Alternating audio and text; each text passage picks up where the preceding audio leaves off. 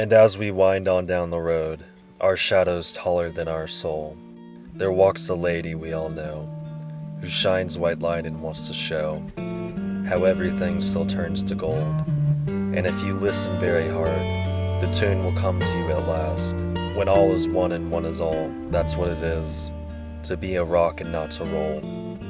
And she's buying a stairway to heaven.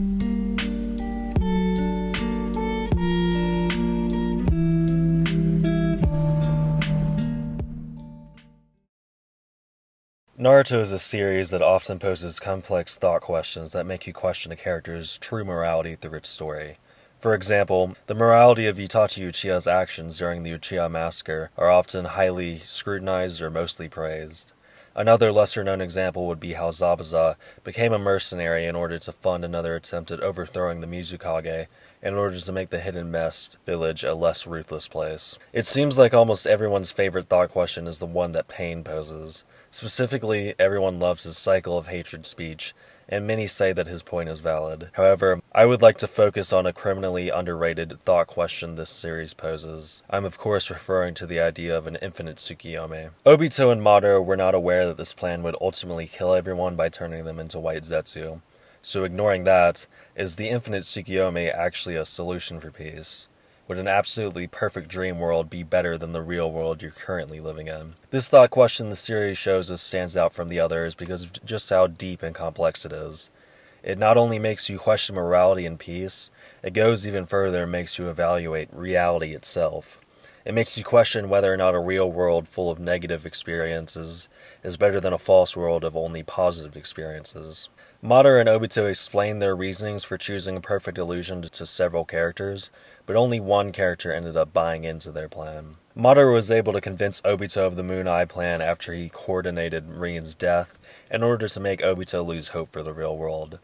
Originally, Obito had no interest in what Madara was saying and just wanted to leave purgatory in order to get back to his reality. Obito usually differed from Madara and often just showed people he wanted to control the truth. He had a very indifferent attitude to how he pursued the Moon Eye plan, which heavily contrasts Madara's methods. When Obito wanted Sasuke to work for the Akatsuki, all he did was tell Sasuke the truth about the Uchiha massacre. It worked originally, but going forward he had to intervene with Sasuke several times in order to keep him on the desired track. Sometimes he just told Sasuke the truth in order to do this, such as when Sasuke was headed to destroy the Leaf Village, and Obito guided him to the summit by telling him Danzo would be there. Other times, Obito took a more manipulative approach like Madara. He did this when he had Zetsu reveal Sasuke's position in the summit in order to have Sasuke master his Mangekyo through fighting. And yet, Obito never told Sasuke about his plan for peace, which would have been one that would have been very enticing for Sasuke. At this time in the series, Sasuke dearly missed Itachi and the rest of his family. The Infinite Tsukuyomi would have been something he would have considered, especially after he had time to collect himself after the Kage summit. Maybe he feared Sasuke was too dead set on his goals at the time to tell him. He tells the 5 Kage, though, and offers to work peacefully with them, in exchange for relieving their suffering. They all instantly reject his idea. Ace simply does not trust Obito with controlling it, and Onoki compares Obito's plan to Danzo's plan for peace. And Mei and Gaara say a false peace would be worthless. Not everyone completely detests the idea, though. In an exceedingly rare and odd moment, Tobirama agrees with something Madara says. He acknowledges what Madara says about the duality of man when it comes to peace. He doesn't even necessarily say that an infinite dream would be bad, but instead just says that he doesn't trust Madara controlling it. Tobirama is one of the most pragmatic, utilitarian, and logic-focused characters in the series, and he does not immediately oppose the idea of Madara's plan. The only other person who believes in this plan is Kisame. In a vulnerable moment where he questioned his existence, Obito offered him the idea of an infinite dream. Kisame accepted Obito's proposal and tried to help make it a reality for over a decade. In his last moments, he regrets the fact he couldn't make it to this dream world, but still continues to extend the Akatsuki's wills for the rest of the world, despite his imminent end. It's surprising that no other shinobi defected and joined the Akatsuki's side in war, considering a recent poll I put out has 51% of people preferring a perfect dream world over their own real world. Of course, like A and Tobirama, many would be skeptical of Madara controlling it, but not all of them. He was basically the boogeyman after all. But what about the idea of the Infinite Tsukuyomi all by itself? Is it inherently wrong or right for creating peace? Not just outer peace, but inner peace as well. When it comes to outer peace, it is a valid way to create peace, but only because you are literally secluding every person away from each other. Some of the characters criticized this and called it a false peace. But is it really false?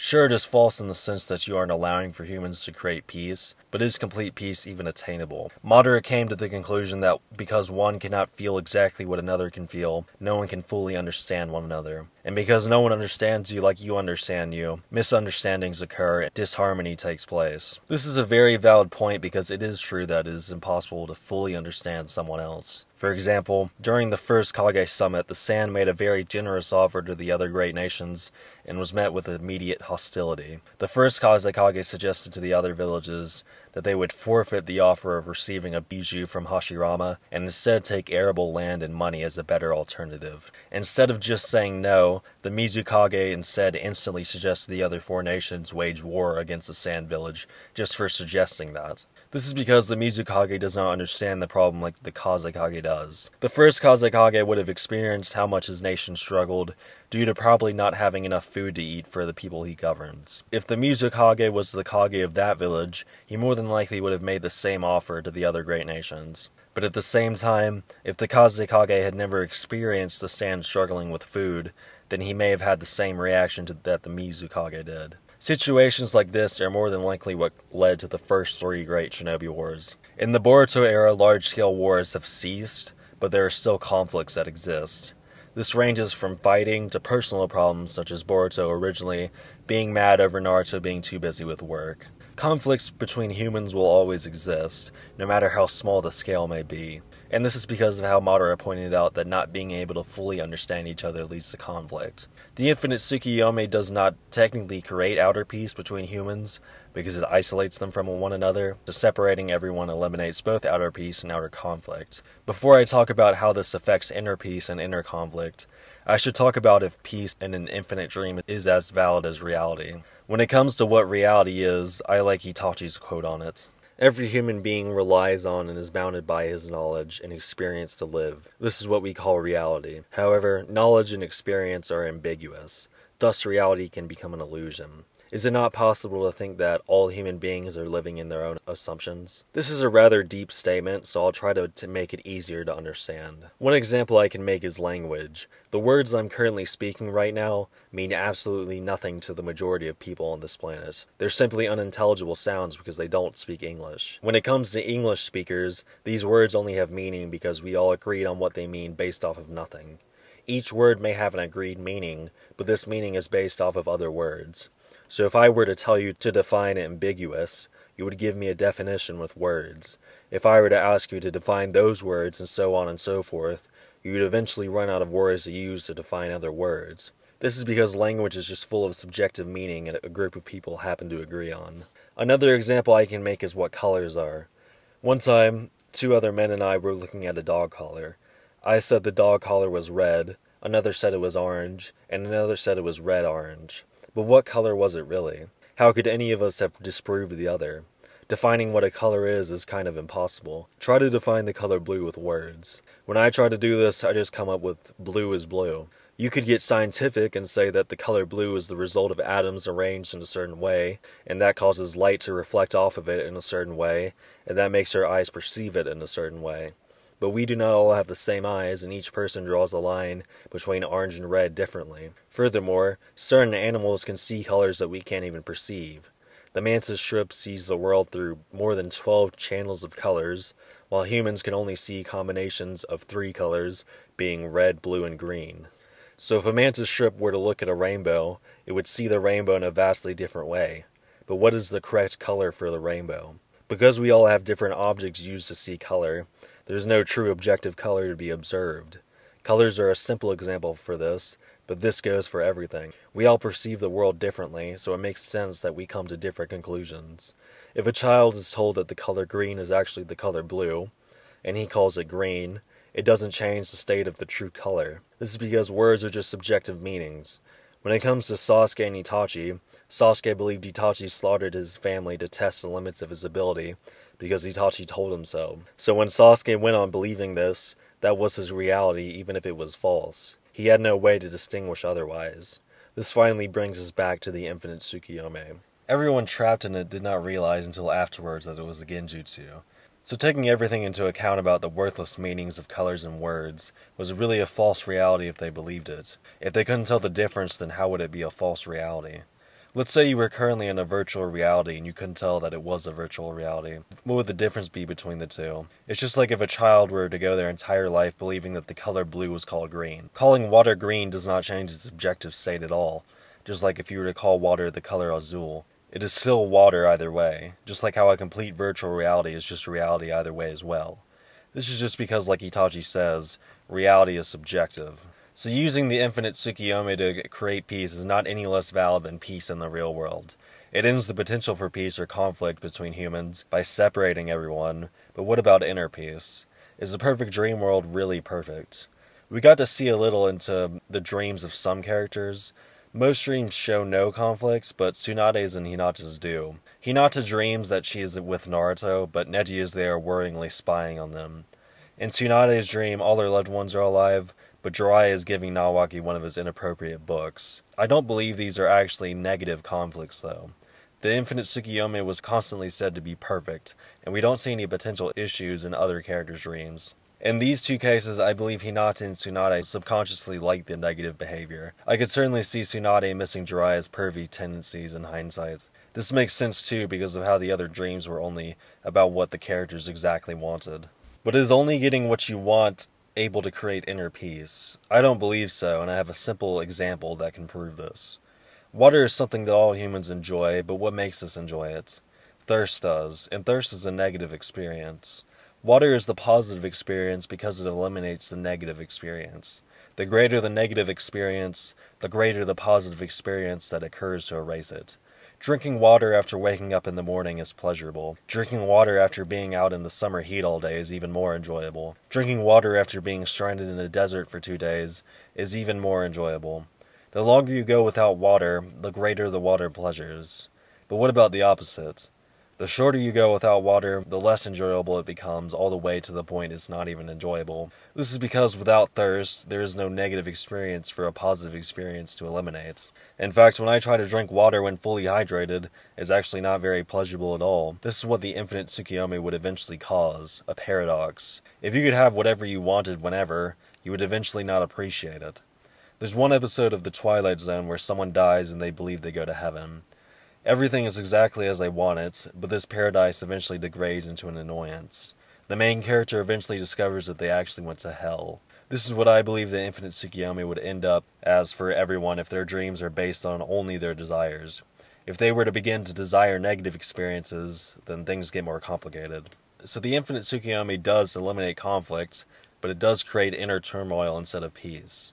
Madara is right when he says that true outer peace cannot be obtained due to the fact that our subjective perspectives on the world stop us from completely understanding one another. Madara is wrong in believing that a perfect dream world could create inner peace because he does not understand what peace and suffering really is.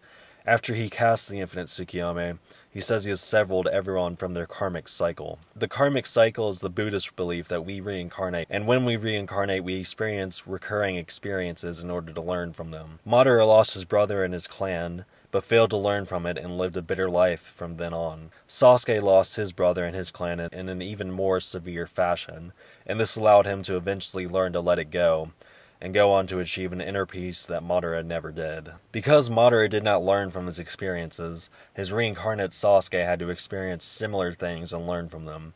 Now that Sasuke has learned from them, that karmic cycle is severed just like Madara wanted. Sasuke's freed himself in the sense that he moved on from desiring Itachi and his clan to still live. Buddhists also believe that desire is the root of all suffering, not negative experiences. When a loved one dies, you suffer because you desire for them to still live. When you're thirsty, you suffer because you desire to drink water. When Sasuke eliminated his desire for Itachi to still live, he no longer suffered. The negative experience still existed, but that did not make Sasuke suffer unless he desired the positive alternative. Sasuke's solution to inner peace works, Madara's does not because it would eventually create a paradoxical hell. Because he failed to understand what peace and suffering really is, he almost doomed all the people he wanted to save. He arrogantly did not consider that his plan could be wrong, so he did not allow people to choose whether they could be in the Infinite Tsukuyomi. His plan was wrong considering the fact he did not know it would turn everyone into white Zetsu. Excluding the threat of black Zetsu and Kaguya, he could have also trapped everyone in the world in a personal nightmare that would have lasted who knows how long. All those negative experiences Madara experienced could have been turned into positive ones. Naruto values friendship so much because he knows what it's like to be alone. This positive experience was amplified by the negative experience that went along with it. He turned the negative experience into a positive one. That is the correct way to break a karmic cycle. Another person you can look at is the Sage of the Six Paths. This is supposed to be the most enlightened person in the series, so observing him could really reveal something. He never feels anything negative, only positive. When Kaguya is sealed, he smiles, but when Madara becomes the Ten-Tailed Jinchuriki, he shows no emotion. While everyone else worries about stopping him, Hagoromo has no negative attitude towards it. He tells Naruto and Sasuke he would like for this to be stopped, but if it is not, he says he has no say in it. He doesn't want to disrupt the natural order of things. He seems to enjoy positive experiences, but at the same time not hate negative experience because he has no desires.